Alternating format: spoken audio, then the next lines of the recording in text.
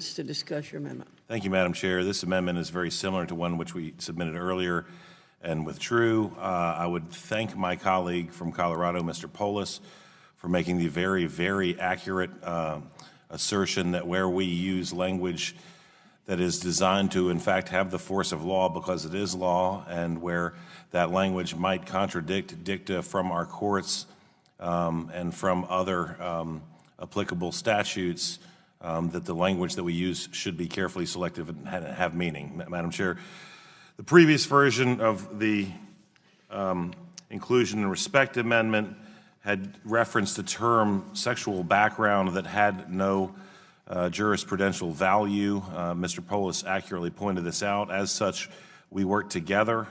He and I certainly have, in some arenas, differing opinions as to current court precedent and meaning of existing legislation. However, I think we have agreed that clear meaning as it relates to our job here is important. As such, we've chosen to include the following language: harassment, violence targeted at students because of their race, color, religion, sex, or national origin.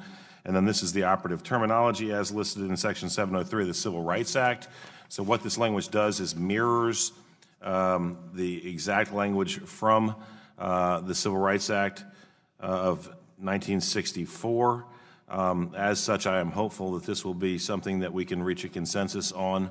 It certainly would, I think, be encouraging not only as it relates to the members of this committee and this body, but for the American people to understand that we can agree on basic things like the fact that young people and old should be able to attend educational institutions of higher learning without fear of repercussion, reprisal, et cetera, based on immutable character traits. So with that, I would reserve any balance of time, which is 3:02.